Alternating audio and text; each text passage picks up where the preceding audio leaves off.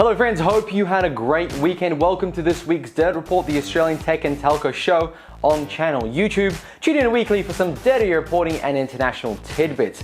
It has been a busy time in the said world, from Dogecoin mooning then crashing on SNL, NBN strikes. What a time to be alive. Absolutely wild, which means we have some great stories for you today. Starting off with an update on the NBN subcontractor industrial action, then let's take a peek at NBNco's financial report released this week, and Foxtel begins to finally pivot their business away from paid TV. Then on the international side, we have IBM's latest chip, the smallest chip of them all. So thanks for jumping into this video. Make sure you'll also tap the like button if you did like it, and subscribe to support the channel and be notified of all new videos. Let's roll the intro.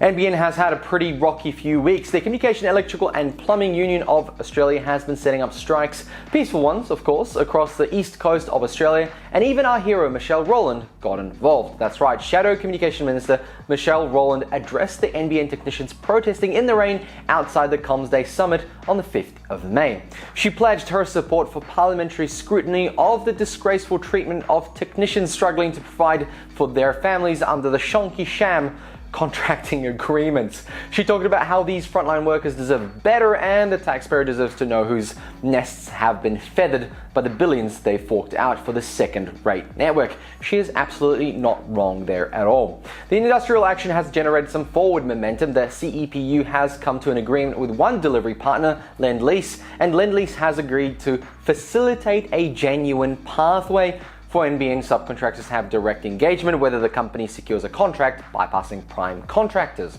The CEPU has called this a massive step forward. The other three NBN delivery partners, BSA Service Stream and Vision Stream, have also been approached, but there has been no public announcement of their compliance. I'm sure each are taking into account the risk it poses to their business to side with these subcontractors, and maybe they'll make a decision soon.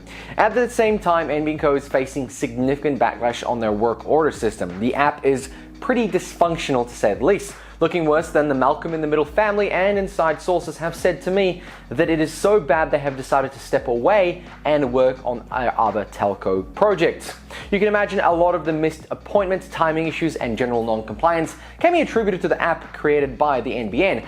However, I have also been told the subcontractors have not had the adequate training to deal with some of these NBN faults. So who is at fault?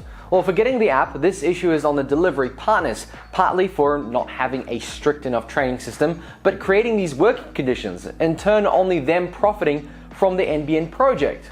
This means that whether deals NBNco have made with their delivery partners, NBNco may have ignored or swept under the rug and let this shit fuckery continue to fester and surface now at a fairly critical time. At the end of the day, the biggest losers are us, the end users, you, me, and Dupree. Rumors aside, the nationwide protests have managed to start a dialogue, which is good news, and the requested outcome is a Senate inquiry. However, I personally have my doubts. The ACCC is knee-deep in the wholesale pricing debacle now. There will be a video coming out on that this week, so make sure to subscribe if you haven't already. And these strikes are not priority for NBNco. There needs to be a significant push from a high-up individual. The question is, does Michelle Rowland have enough sway? Maybe. We shall see what happens. Let me know your thoughts below. In the spirit of NBN, let's continue. This week they released some financial reports for 9 months of the new financial year. However, strongly excluding this quarter's breakdown, but we can make some assumptions. This has put some doubt into whether this quarter had NBN in the green. More than likely are in the red, as the average return per user stayed at $45 for the 9 months, and back in February, NBNco said it needed to be at $52 for them to be profitable. The report said they had clocked in $2.5 billion in the first 6 months, mainly due to the 800,000 or so new connections, which made it a 23% increase over last year's results. The report has also spoken about the $4.5 billion worth of investment planned for the network, the 1.9 million new premises ready to connect, and that 70% of users are on the higher plans, up by 3% from last year. The earnings before interest, taxes, depreciation and amortization this time around was around $895 million, which was a $1.6 billion improvement from last year. Ultimately means they reduced their losses from $700 million last year to only $400 million this year. The strong rate of customer growth has placed NBN on a trajectory to achieve the FY21 operational and financial targets set out in the corporate plan of 2021. But NBN has also talked about wanting to upgrade fiber to the curb users to fiber at the same time they do the fiber to the node connections, which is great news for those who are on fiber to the curb and felt left out. According to the report, progress is being made on the $4.5 billion network investment initiatives, and they were announced in September as part of the NBN Corporate Plan 2021. These initiatives aim to deliver NBN highest speed plans to up to 75% of premises within the fixed line networks by 2023. We've talked about that a few times. Now, during the period, work has commenced to deploy fiber deeper into communities and enhance the HFC and fiber to the curb networks. But now they could be getting an upgrade, especially fiber to the curb. I have linked the report below if you'd like to explore the numbers yourself. And finally, here's what NBN Chief Executive Stephen Rue had to say.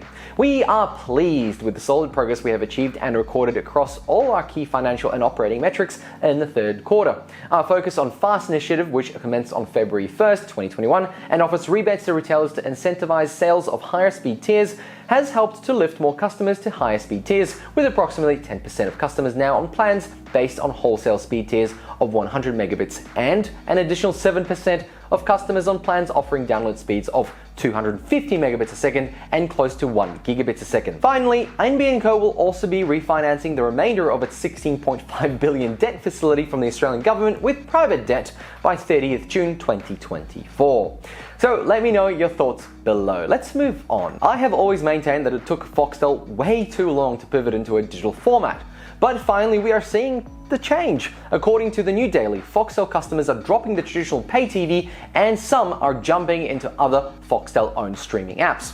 Kayo and Binge have experienced significant increases in new user signups this quarter over the previous one, even during the human malware pandemic's lack of live sports. One thing that the article cannot confirm is whether it was current customers swapping over or non-Foxtel's customers joining for the first time into these new subscriptions. I imagine a lot of customers on Foxtel dropped it entirely and moved on to something else quite a long time ago. The old service, Foxtel Now, and Foxtel's bread and butter pay TV lost 29% and 6% respectively compared to last quarter. The other concern is that Kayo is bleeding money. The cost for live sport is way beyond what Kayo brings in, and at this moment in time, and that's with over 1 million customers.